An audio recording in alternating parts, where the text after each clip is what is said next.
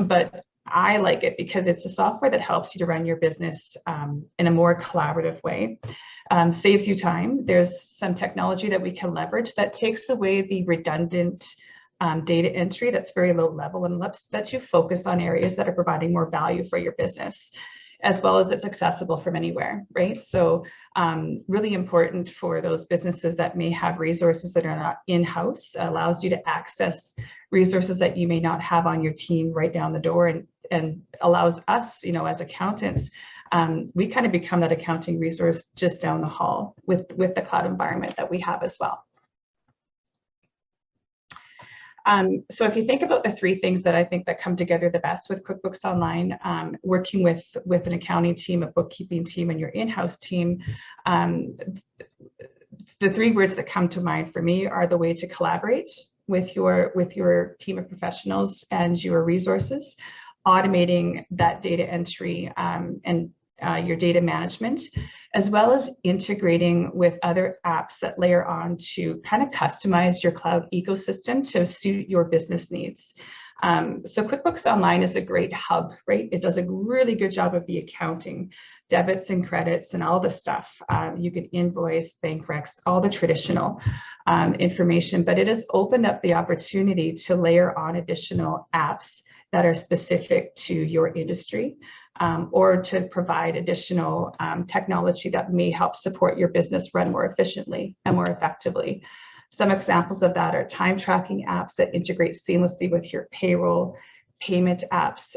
Darcy touched on QBO payments. So QuickBooks Online has a built-in merchant processor that you can have a link that integrates with your invoice that allows your clients to put their credit card information in and pay you. So it helps to create that cash coming into your bank account much quicker. Darcy touched on the fact that his receivables, the time that it took him to collect his receivables significantly decreased. So those are all a couple of benefits that come into the cloud experience as well. One of the questions that comes up, and Jessica, maybe you can, we might touch on this at the back end, but sometimes there's a little bit of uncertainty about what a cloud accounting system really is. So it's, cloud-based access, but it is a secure access point as well. So Intuit has invested a lot of resources, technology, and support to make sure that this is as secure as possible. There's automatic data backups that happen. I think, Jessica, we've got service across Canada, the US, so there's redundant backups. So with my experience of working with QuickBooks over the last 5 or 6 years, I've never heard of a client losing their data. There are other apps that we have available to kind of add that secure backup, but I guess when you're moving from a desktop to a cloud solution, that's sometimes a question that I get asked from clients, right? What do we do to back this up? And we've got those securities and those controls in place. You also have controlled access for who accesses your data. So we as accountants, for our client list, we have access to your data, should you choose, so that we're able to support you in a much more collaborative way. You also would add your user specific to your data at the user level, and that would be controlled by you. You would have administrative access for that as well. And then the last part that I really like is that there is an audit log within QuickBooks Online that has accountability for everyone. So for every, action within QuickBooks, there is, it's logged. So we know the user, what they did in the system, the time they did it. And so that kind of runs in the background to make sure that there's accountability for who is accessing, changing, or adding data.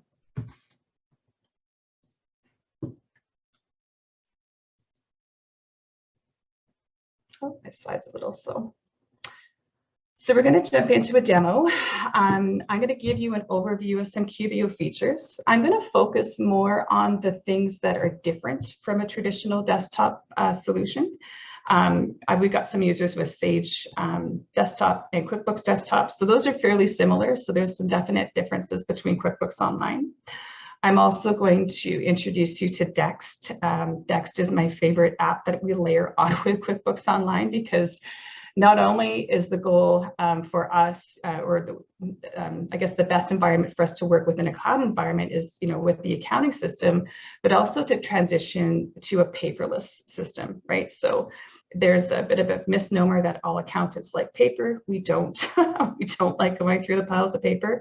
If we can leverage technology to read that receipt, organize that receipt, help automate the data entry with that receipt, that's a great win for us. We're going to talk about invoice and receipt workflow. I'm also going to touch on some reporting differences that we have available. I think will be a bit powerful for the Sage users, because Sage reporting I find is a little bit light, and some integration with other apps. Okay, so I'm just going to stop sharing for a moment so I can get my other screen up and organized here, and then we'll jump back in. Okay, so before we go too much further into the demo, I just wanted to share that, I do a lot of these presentations, webinars with we used to do them in person, where we were in a boardroom and it was very collaborative because we were all together. I am perfectly fine with questions. I don't expect everyone to mute and stay silent through the whole thing. So if I touch on something that maybe triggers a bit of a question, feel free to just jump in. That's perfect. That's great, and it kind of helps me to understand what's important to you, and maybe where you might need a bit more clarity on those questions. So feel free to do that as well. Okay. We talked about, cloud-based system. It's a collaborative. I'm going to jump right in and start showing you some of the cool stuff that's in QuickBooks. So we've created a demo file, David's landscaping service, just for demonstration purposes. This is the dashboard that we see when we log into QuickBooks, and it looks a lot different than what you're probably used to seeing in Sage and QuickBooks Desktop. I'll just, I guess, give you a bit of a my disclaimer is that this is kind of a playground for showing features. It is not up to date. This is not stellar bookkeeping by any stretch of the imagination. It is just meant to show you features, start playing around with some stuff, show you what things like tags are and projects and bank feeds and bank rules. So I dump a lot of stuff in here, so I have data available to show you some of the features. From the dashboard, we get some nice little graphics that we can use and manipulate in different ways to kind of show us from a glance how our business is doing.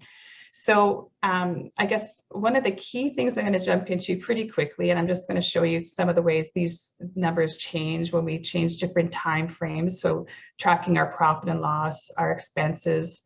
From here we can dive into, getting a little bit more detail about where these numbers come from, and it's very very easy to access details and information when you start from a tile and then move down into the details into where these numbers are coming from. But where the power is to get these numbers meaning something for you is keeping your data up to date. And QuickBooks has done a really great job of creating what are called bank feeds that connect your bank and your credit card transactions into QuickBooks and brings those transactions in live.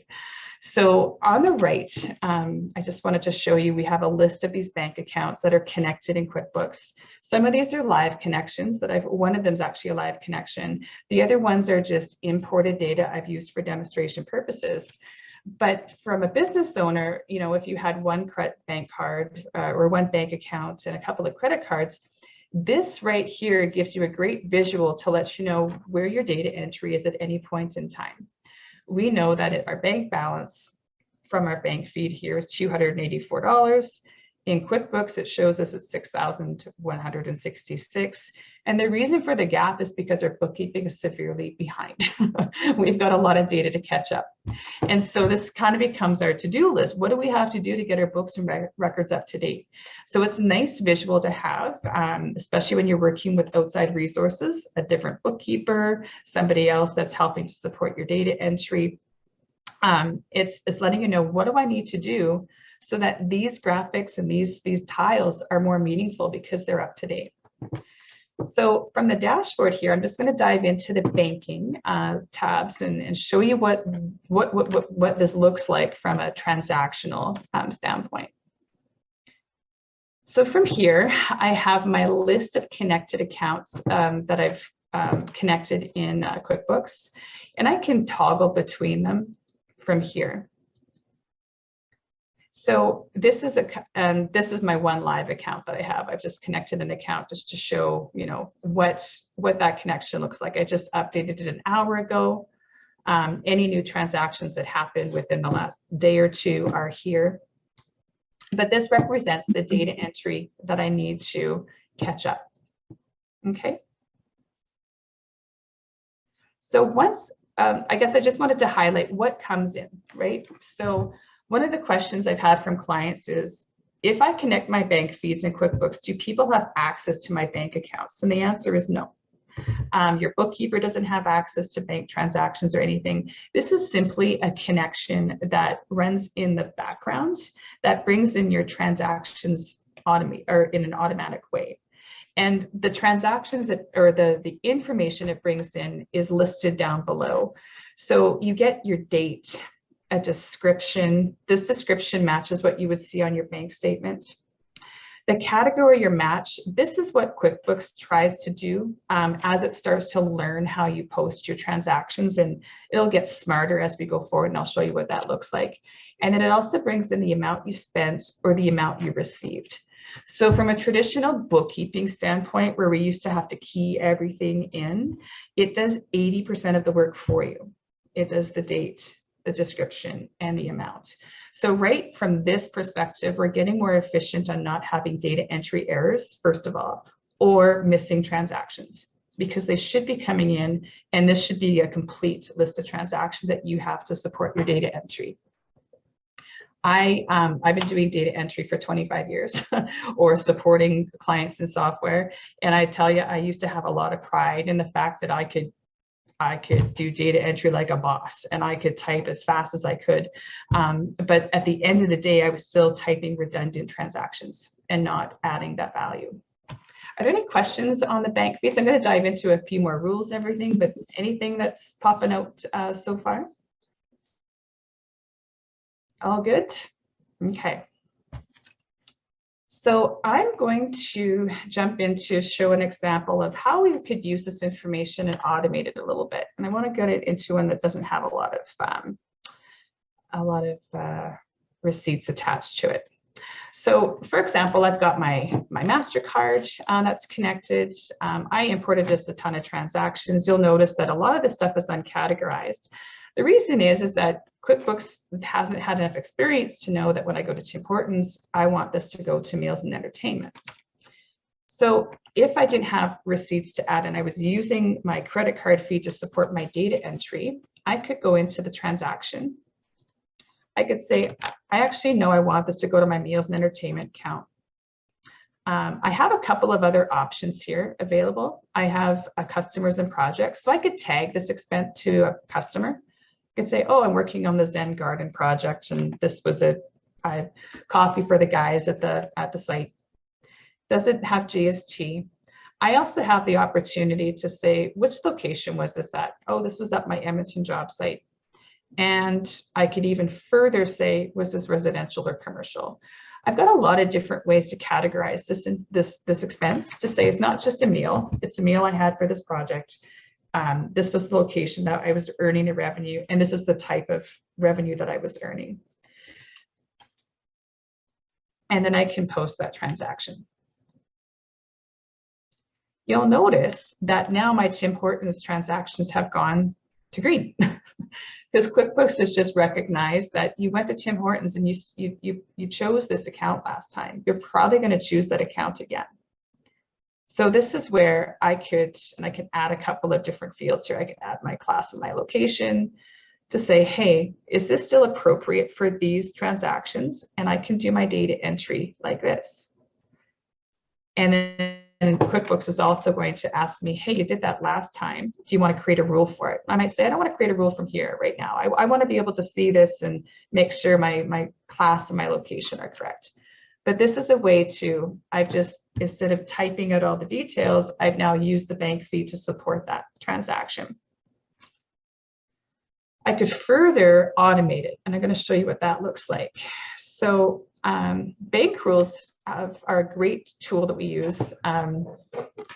I tend to use bank rules for things like bank charges, loan payments, credit card payments, basically anything that I'm not expecting a receipt for. And we'll talk about the why. But basically, if I'm using Gst, which is my expense app, and I've got that integration in place, I want the receipts to support the data entry. But when I don't have a receipt to support it, it's a predictable transaction, I can go ahead and use rules. I just want to go through here. Juggo Juice. Let's just say I don't care whether or not I keep receipts for Juggo Juice. It's always going to go to meals and entertainment. It's a fairly low level transaction. I'm okay with automating this and just having the data entry do itself. So from here, I can open the transaction, and I have this option down here to create a rule. And what a rule is basically a list of criteria that apply when something happens. So when QuickBooks brings in the transaction from the bank feed, and if the criteria fit, it's going to post that transaction for you. So I'm just going to call this Juggo Juice. And the criteria are when this money comes out of the MasterCard, and the description contains all these things. I'm going to say all. I'm going to add a description. I'm going to say, and if the amount is less than 40 bucks, I don't even want to look at this. I just want that data entry to do itself. I don't care about looking for a receipt. I know I'm putting it to meals and entertainment. Let's just get this low-level data entry dealt with. I'd add my payee. I would have my GST code. And then here's where I have the option to either automatically add that or just edit it or just apply the rule and then so it's categorized from the bank feed. Automatically adding a transaction is it's a great tool when you're using it well. And we'll talk about some examples of where this can go off track a little bit. So once I save that, I now have posted 5 transactions with that one rule. And then on a future or in the future, any new transactions that come in under that criteria will post automatically. Are there any questions on the bank feed, bank rules, automation on that side of things? Is anybody excited to see that? Anybody super bored with typing all that stuff in on your own? Okay, I know I was excited about it because I don't like to do stuff that's not providing a lot of value. So that's, I guess, a good example of, how we can try to keep the data entry up to date. I wanted to jump into my other feed here. So I've got a feed here that I've actually matched to some credit cards. We talked about just running rules, doing data entry right from the bank feeds, not supported by receipts, right? As a best practice as business owners, we all know that we have to keep those pesky receipts, and for CRA purposes, we need to support our business transactions, the GST that we pay on those transactions. And a lot of businesses are still using very paper-based systems, right? So, or time-consuming processes where we're scanning things into a Google folder, but then we got to rename the document because we're not sure what it's for, and then we got to put it into a folder, and we're using scanners. So I'm going to jump into Gst and how Gst works with QuickBooks and how it can make our life a little bit easier. So from this bank feed, we've got a list of transactions. The last one I showed you, everything was just an add. But now we've got a different action available. We've got a match. And the reason we've got match is because I've gone ahead and I've done a little bit of data entry from Gst to post some transactions from Gst, or publish them per se to QuickBooks, and have those transactions here to match up to the bank feed. So now I've transitioned my my credit card feed to be kind of a homework list for things I'm looking for receipts for. So this would recognize that I've got that receipt. This would say, I don't have that receipt. I've got to look for, why am I not getting receipts for these 2 transactions? If I open up this field, I'm going to show you what comes through from QuickBooks. So I can open up this expense. This is just the data stuff, right? This is what comes over. It's saying I went to the Home Depot, I used this credit card on this date. The location was Calgary. I also get a copy of the receipt right within the transaction. So that's the picture from Dex that I added. And that's my transactional or my receipt support at the transactional level. I've also got a copy of this receipt in my filing cabinet indexed. So that alone can be pretty powerful. It gives you the information that you need when you're reviewing documents. Don't want to go into that. So it gives you that information. If you were ever looking at historical stuff, I went and bought some equipment. I can't remember any details about that or whatever. The supporting document is all within that. Super powerful for CRA review. Another question that comes up from time to time is are electronic receipts as good as paper? And the answer is yes, they're almost better. I guess the caveat there is that the electronic record has to be just as good as the paper. So it has to have all the details on that document. If it's a 3-page document, we need all 3 pages together. But it is much easier to use, much easier to organize. CRA finds it much easier to use. You're going to find it much easier to use, as long as you kind of have those best practices and know how those apps play together.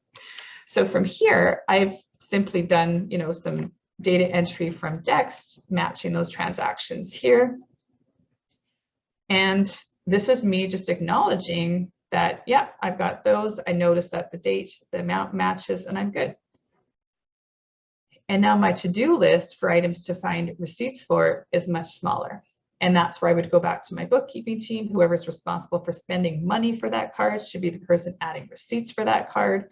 And now I know that I've got to track these guys down. Okay. Any questions so far on the match or how those receipts, or I guess the value of having those receipts right in QuickBooks? Hey, Shelly, can you hear me? I can. I got a question for you. So I understand this, the aspect of using the credit card and such, but so if I just get let's say I get a PDF invoice from MCO for whatever, $10,000 for material. Yeah. Can you use Dex as well to just forward that off and kind of have it come through? That was kind of what I was hoping would happen. But. For sure. Let's jump into Dex because I want to talk about, I showed you a bit of the QBO side. I want to jump back into Dex, and then we're going to come back, talk about invoicing projects and some reporting options that we have available. But Dex ties so nicely into the bank feeds that it's a great place to move to. So again, we've got Dex as a demo file. I've added a bunch of receipts just to show you guys what this looks like. But to answer your question, Christian, is how do we get the information in here? Dex has 3 main ways of adding documents, and there's different reasons for using them. So when you're pulling out your credit card to spend money, the phone app is probably the best way to add that receipt. So I try to really coach clients to say, build the muscle memory. When your credit card comes out, your app comes out. So spend money, take a picture, spend money, take a picture. Don't save it for the wife to come home or your bookkeeper. It helps to get that information captured right away, and we're reducing the risk of missing receipts. Your example, you probably have a lot of suppliers that invoice you and email those invoices to you. We have invoiced, so from here, we have these email in addresses. So I've got 2 fake users set up, but when you have costs email or that you receive, you can set rules in your inbox to say automatically forward this to my specific Dex inbox. So you can, depending on your email platform you're using, you can create a rule that says if you see the words MCO and invoice, automatically forward that to Dex. And then it lands in your inbox. And think of the inbox as your traditional inbox on your desk. It's just now electronically organized. So it's a lot easier to navigate and use. You could do the same thing with sales. And I think that was one of your questions on the invoices that you're receiving. How do we organize that? And then how do we publish that to QuickBooks for approval? So there's a way to use it for both expenses and sales transactions. Okay. The third way that you can add documents is by the traditional scanning and dragging and dropping them in. And we have two options to do that. You can do it as one document per file or one document per page. And the difference would be, we would be using this for multi-page documents, and this would be, we're scanning a whole bunch of stuff that are single pages and we just want to get the work done. Okay, does that help to answer your question? Yeah, I think so. I think the only thing, because I kind of looked in Dext a little bit, so kind of my thought process, and correct me if I'm wrong, but like I assumed that, for instance, it would go to one of my project managers. He would look at the invoice, match it to the PO, and once he approved it, he would forward it to Dext, just right from his email. And then once it got into Dext, that would basically be, Alana would know that that's been approved by whoever the purchaser was. Is that absolutely kind of in line? So I don't really want going automatically there, because I think basically whoever cut the PO, I kind of want to have them approve it and send it to Dext. I just don't know if that's kind of how Dext works. Absolutely. So if you want that safety net and that approval workflow process ahead of time, don't auto forward them to Dext, because those should be landing with your project manager. Your project manager can then review the invoice, review the document. He may have some notes to add to that, and there's ways that you can add notes to the document before you forward it on. But then Lana knows, and her trigger to know that that is an approved invoice is when she sees it indexed in her inbox. So there's definite ways that you can manipulate when the information comes in. On the credit card stuff, there's probably not really an approval process per se. It's more the receipt, but on those larger purchases that are that you're really looking to make sure are approved, that's what I would suggest you introduce as a workflow. And then, like, would it under user, would that kind of be whoever forwarded it to Dext would come up? Like, how would you sort of know who sent what invoice kind of thing? Yeah, it's by the user here, right? Okay. So that every user that you have that's responsible for collecting business documents should be specifically set up on their own. So I set up a KWB team one just for the demo, but everybody should have their own user profile, because that's your control. That's how you know who sent what. And that will be here on your inbox. So the user is tagged all the time. We probably have David down here somewhere, right? So it also goes into more details that shows the history of who did what. Like, there's a full history on everything.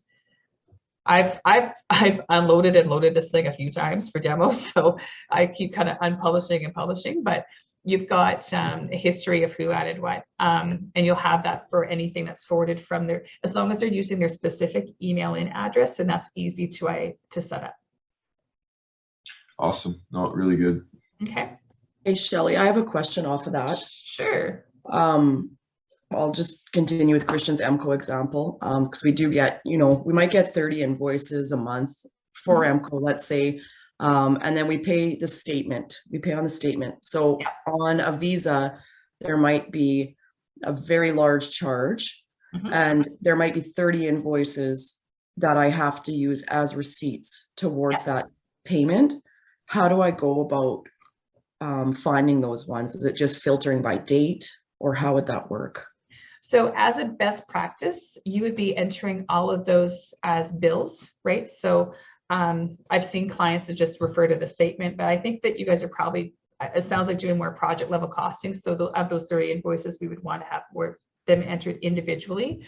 Then you would be using the statement to support that you received all your invoices. And then you would be creating the bill payment in QuickBooks from the credit card.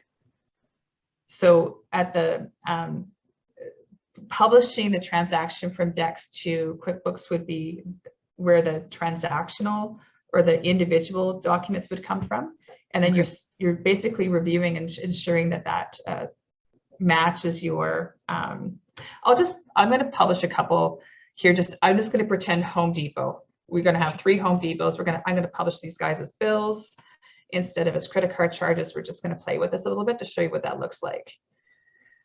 So I've got this done. I'm going to just push through a couple of these. And the difference between a bill and a credit card charge is bill goes to accounts payable. Credit card is directly, it's going to match your credit card fee. So Okay. that's the distinction between the two. If you're curious why I'm Yes. not paying this by a credit card right now, because I'm not paying it today. I'm just Right. recognizing I have an expense today. So now I've got 3 items that I just posted as bills into QuickBooks. Those should be here already. I've got 3 of them here, Okay. bills. Now I'm going to say, oh, I got to pay these by credit card. I'm going to go into my pay bills. I only have 3 because I just posted 3, but you could filter this list by vendor, right? So if you had multiple, you just filter by MCO.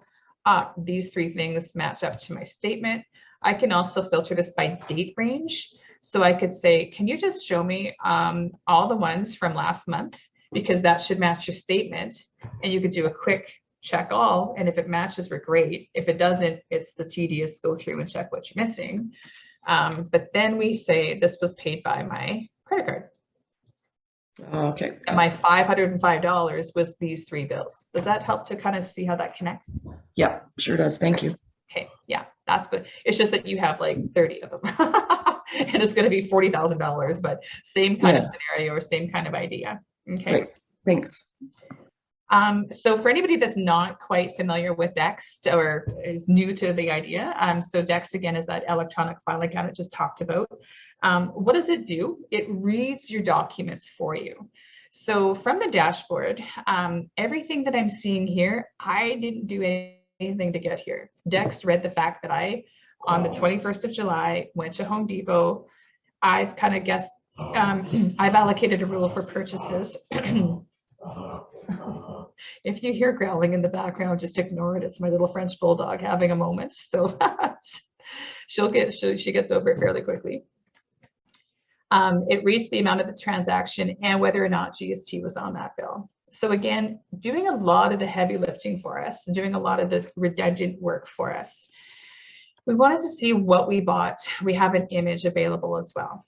And so this again is the best practice for any document because this document's never going to fade at all. We're not going to lose it, and we're going to be able to file this quite effectively from Gst. The other thing that it does that's super powerful, and this is great for companies that have multiple credit cards in play. A lot of us do. Sometimes we use our personal cards, sometimes it's our business, sometimes it's somebody else's card. It reads the last 4 digits of your receipt. So it knows that I went to Home Depot with my MasterCard ending in 4107. So no longer do we have to grab a receipt and look at it and try to remember or guess which credit card that went to. We're able to facilitate that data entry directly from here because it's reading that for us. Okay. So that alone kind of helps to save a lot of time in making sure that we've got things categorized properly, and that's going to publish to the correct account that we've mapped in QuickBooks. So there's definitely some best practices in setting up Gst and QuickBooks together and stuff that I work through with clients. Part of it is mapping your payment methods. The second part is knowing when to publish it as a bill or when to publish it as a credit card expense. Sometimes even if it's paid by credit card, we want those to come through as bills because we want to recognize the timing difference between things. How do we troubleshoot? How do we know when things are going wrong? Making sure that we're not getting duplicate transactions through. How do we catch that? So definitely that's whenever I come in to help coach and help clients optimize their systems, but we at least have the data available in front of us in order to work with.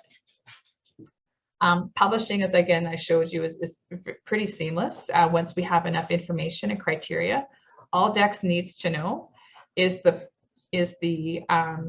category and whether it was paid by credit card or a bill, and then we can publish that transaction. Okay, any questions so far on the Gst QBO integration? I want to dive into projects and invoices and some tags because I think that's kind of cool. So we're going to be moving back to QuickBooks Online pretty quick, but don't want to move unless if there's any questions, we can address them here. Is Gst a separate fee on top of QuickBooks, or is that included in the QuickBooks app or It is, online? and it's a separate app. For our clients, it's included because we pay for QuickBooks and Dex for all of our clients, just because the two of them are so important and work so well together. But all of these apps that you have are typically monthly subscription based, right? So QuickBooks Online is a monthly subscription, Dex is a monthly subscription. If you layer on HubSpot, for example, that's a monthly or sometimes annualized.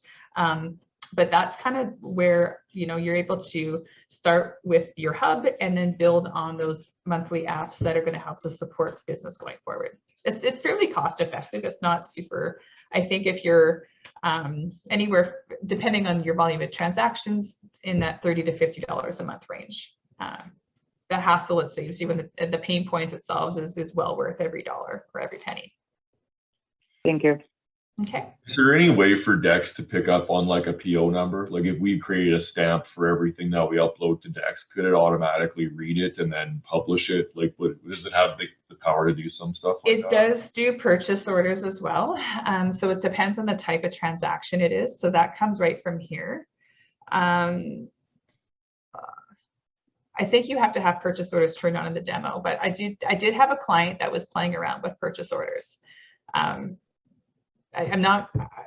be honest, I don't have a ton of experience using it at the purchase order level to then tie into the bill. But I do believe that we did have a client that was matching purchase orders in QuickBooks to the invoice that was coming into Dex. That's the workflow. So they're creating the purchase order in QuickBooks, and that was available to match up in Dex to bills that were coming in, if that helps. Okay, yeah, that would be good. So. Okay. Back to QuickBooks and the invoicing side. So I'm going to jump into projects, some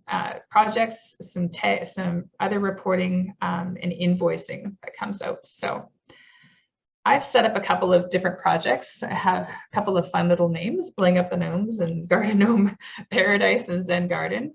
But where the power from projects comes from is really being able to break down your revenue into the components that earned you all that revenue, right? So Christian, I'm pretty sure you guys see the value of projects and costing and understanding this project made me so much money and this one made me this much money and this one was a 74% margin and this one was 92 because obviously I don't have enough costs in here, but it really helps you to get into the nitty-gritty and understand some of the details behind where you're earning your money. So really, really great, powerful tool that we have in QuickBooks. Tracks everything as far as a revenue and expense transaction can be tagged to a project. So not just your cost of sales, but operating expenses, basically any expense transaction. If it applies to that project and you want to allocate it to that project, you can do it. I'm going to dive into this one to just show you what the reporting side looks like. So I've created some transactions, some invoices, and at the invoice level, if I get into the invoice, and again, I'm just clicking back to show you this stuff. This is Matthew Nutt is my main customer, and I've got two projects underneath him, and I'm just specifically saying it's for this one. So this, you know, is I'm also tagging a couple other things from this. So not only am I tracking this revenue by customer or by project, I'm also tracking it by location, by class. And then I also went a little bit further and created a tag and said, I'm in Edmonton, but this was earned in South Edmonton. So I can regionalize my revenue and I can get some really good reporting on that. Where am I earning my money from? Where am I getting it from? And you can use tags for almost anything. Anything that you wanted to identify on a transaction and group some stuff together, tags are like your best friend. So from this information, or once we start to add more details into it, I'm just going to save and close and go back to my project details. We get some really nice dashboards that help us to understand what's going on with that project. We also get time tracking within QuickBooks if we have QBO Time enabled, which is another app that we can layer on for tracking time for our employees, and get the project costing for that in here as well. But this gives us a great summary of our income, our costs, and our net profit. They're super simple to set up. If I wanted to add a project, just going to sorry, I just want to get into my projects first, and then new project. is my name. Who's the customer? Jack Sparrow. When did it start? Started 1st of January. It's going to end here. This can all be changed. This is just for your information, really. Some notes, demo, and save.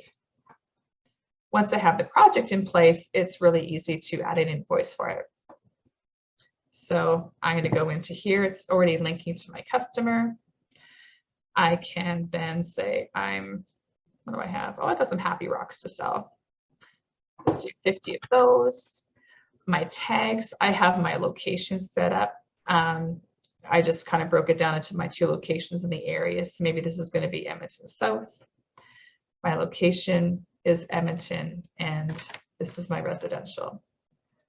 So I'm now able to break down one invoice into multiple different things and report on that to give me more information about my business.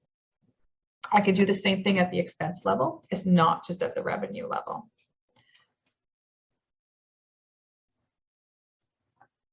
As far as sending invoices out, there's the nice thing I like about using QuickBooks for my invoicing needs is that I can send those invoices out directly from QuickBooks without having to print to a PDF and then attach it to an invoice.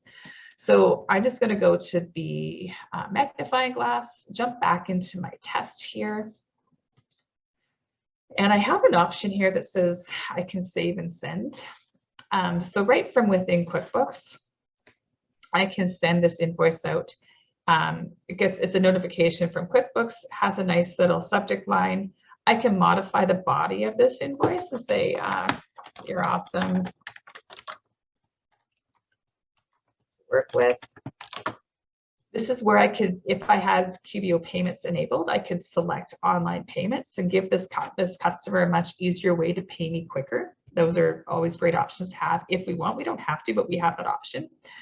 They get a nice visual, a PDF copy of that invoice. And the other thing I get, if I go into my sales and my invoice list, and I just sent this one out, I also know that I sent it out. When it's due, I can keep track of this stuff, right? So it gives me a bit of a better way to kind of manage the details. If I've sent this out, I also have information within that invoice, a timeline within the invoice that you'll see that it was sent. When I open the invoice, that timeline is going to add a tag that I viewed it. If I had a comment on it, I can also add comments to it. So it's a really, because we're dependent on technology and well, I think we should be much more dependent on it. It allows us a much more seamless way to get our invoices to our customers. If I change this invoice and I would say this is $450 and they look at that link, it actually changes it online for them. Let's say I had a billing error. I don't have to continually say, oh, ignore that one. We're going to update it with this one. It's inherent in the program that they're going to get a new copy of that link. Shelley, can I ask you a question here? Sure. So when we invoice, we are required to attach with it a WCB clearance, a statutory declaration, as well as we have another form that's a breakdown of what we're billing for. Yep. Can those be attached to the invoice consent? Yep, they can. And sorry, when they view it, when they open it, will it be one continuous PDF or do they have to open each link separately? You know what? I think they're just attached to the back of the invoice. Jessica, do you know? I think that they're attached to the back of the PDF. I think so too. Yeah, I've never actually been asked that. So I haven't been asked that either. I'm like pulling up my demo account right now. I'll see if I can find an answer in the next couple of minutes. Yeah, for sure. So we do have this really great attachment field here. It's there's a maximum size of 20 megs. So you got a ton of room to attach things in here as well. So it'll take any image, you can attach Excel documents. There's really no limit on that. If you had a standard attachment that always went out, you can add that as a default. So if you, warranty terms would be one, that would be one. So if some people want a really detailed warranty term attachment that helps to support the invoice, you can do that. as well as customized default messaging on your invoice or statement that is either there as a default or there as a something that you can customize. The invoicing in QuickBooks, so the web layout is a little, I should go into a client file that I spent a lot of time customizing their invoice for, because they're a contractor, they do concrete work, and we had to put a lot of stuff in there. So this is what the, kind of the template looks like, because I haven't played with it a lot, but get a logo, invoice number. We can add a bunch of details or custom fields on here as far as PO numbers, sales rep, other items that your customers might need to see for their approval process. And then any messaging comes below, and then attachments would be behind that. And you can print that to PDF. Like if it doesn't work to attach everything as one PDF, we can just turn this into PDF and staple it together in Bluebeam or something. From here, I think the attachments have to flow through the email. From here, you're just going to get the invoice. You're not going to get the attachments on the print preview. Okay. Yeah, because it's a different component of that preview, if that makes sense. Okay. So that's the invoicing, a little demo on, ease of invoicing, sending those out to our customers, what we use to manage our receivables, and an option to receive payments on those if we wanted to. And then how those flow into projects and how we track that, right? So we had a test project. I've got some costs associated because what I sold, I had cost of sale associated to it. So that triggered that entry right away. And a quick look at what my margins are for that. I want to jump into some reporting options here. So actually, I'll go to tags first, because I think tags are kind of cool. Tags are new, probably the last 6 months or so, maybe a little bit longer. But I've kind of fallen in love with them because I can break down the information even more. And so I set up a quick little example. I think I made it that Calgary loses and Edmonton wins, but as far as revenue goes, pretty sure. Oh, I didn't. I think I needed to fix that. Anyways, what I've done is I've created tags that I'm able to then break down that data a little bit more. And so I've got my total money in from Calgary. And if I had more details here, and I can add those, I can break it down to this invoice was earned in the north side, south side, west side, east side, and where money was coming out from. So I think that this has a lot of potential. We could add it for all sorts of different things. Advertising campaign. Instead of having to set up a separate GL account, you might have had a specific advertising campaign that you wanted to track expenses on. That could be something that you could set a tag for and then simply tag those transactions that apply. All the reports that are down here. So here's the dashboard, the tile, all the transactions that apply are here. And you can see where those come from. So those are a nice little viewpoint as well. Because we've spent a lot of time, and so some of those transactions I've shown you in the demo, we've been a bit more specific with how we're, the information we're adding to them. So it's not just a customer and an amount anymore. It's a customer, it's a location, it's a class, it's a tag. And because of that, we have the opportunity to get some more detailed reporting. So instead of looking at a traditional profit and loss, we can look at a profit and loss by tag. And now this report can be generated that shows us what we've got for revenue, cost of sales for the revenue transactions we have in Calgary. Or we can go back and we can say, I want to see my profit and loss by class. And again, this is a demo, so I got a lot of not specified stuff, but my commercial, my residential, and the stuff I didn't classify. So I can start to break down, I might have made $50,000, but this is where I made it. And that's where you can start to use this and leverage it to make better decisions about how you're operating.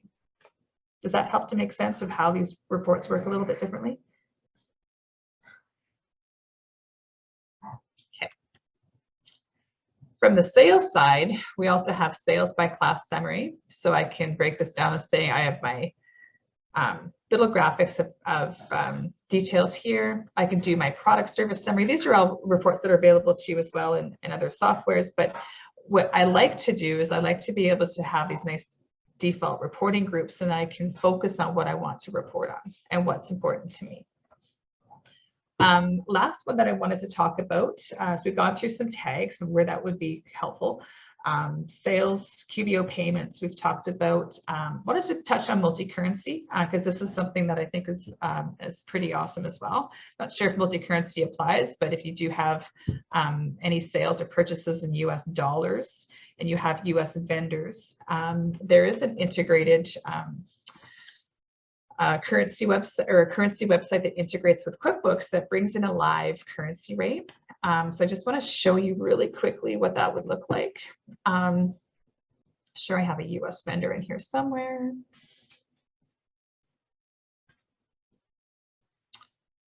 I thought I did. Maybe I just have a US bank account. Okay, so if I go to my US bank account, I can pay it. I'm just going to leave this blank for a second. So if I pay from anything from a US bank account or from using a multi-currency transaction, this rate right here was driven by the transaction date down here. So every time I change this date, you'll notice that my currency rate changes. So I don't have to worry about having to do manual conversions or monthly conversion or anything. This has proven to be very powerful for anybody that's managing payables or receivables that have multi-currency attached to it, or payments, because we're recognizing the true cost of what's coming in and not having these big exchange gains or exchange losses at the end of the year. It's one of the things that used to cause us accountants and bookkeepers lots of grief back in the day. So that's why I try to highlight it a little bit if it's something that means something or something that would affect you or your business at all. Okay. With that, I mean, on the dashboard itself, I know we didn't touch on everything, but you guys all know bookkeeping systems, so I didn't want to go into how do we do a bank rec. It's not going to provide you any value. The reporting side is great. I just, customizing and saving reports is really quite nice. We can add a lot of detail and information there. The other side that I like is the Gst module. That is a really nice, powerful tool that helps to organize all of our Gst transactions and reconcile them for reporting purposes. But I think right now what I'd like to do is kind of open it up to any questions. Anything you'd like to see me go into a bit more detail on, anything that I could add some value for you. Do you mind touching on some of the payroll? Pardon? Sorry. Oh, I just missed that, sorry. Can you touch on some of the payroll apps for me? Yeah. So QuickBooks Online does have a payroll module within the program. So those are, I don't have it set up in the demo because it's a pay per service, right? So it's not a demo available field to kind of review. There's also other payroll apps that integrate with QuickBooks. I'm a little lukewarm on the payroll app, to be perfectly honest. And the only reason one of the reasons is because it has not yet figured out how to do source deductions automatically. So that's still a manual process where you can do direct deposit to employees, but you still have to remember to do your source deductions. And there are other apps that do a better job of that. So from that perspective, because being late on source deductions is expensive, I often tend to move clients towards WagePoint, which is a standalone app that again integrates very well. It's a good solution for lots of small, medium-sized businesses that don't have really sophisticated payroll needs. There is some value in making sure that we're assessing and matching the right app for your needs, right? So that's where I come in to ask questions and say, what do you need? What's this going to look like? And make sure that you're making the right decision instead of doing the trial and error on your own, so that you're not having to do the research on your own as well. But the payroll system, sorry? No, I just said thank you. Yeah, for sure. One last thing I wanted to highlight as well is there's a great help function in here. I missed this sometimes in my demos. But there's a lot of documents and research and resources available. So how do I reconcile my bank? And you just kind of type in a common sense question and you get a bunch of articles that are there to help support your answers. So very intuitive, very helpful, helps to support what we do as well, right? We do, like, I facilitate training one-on-one via Zoom, specific to your business needs, make sure that the integrations are working well, ask questions, help you troubleshoot. And I provide Zoom content of our meetings when we're done. This is also here as a resource for you to just help support what we've talked about. You know, if there's something that you needed to follow up on it, to get more information or muscle memory on, I guess.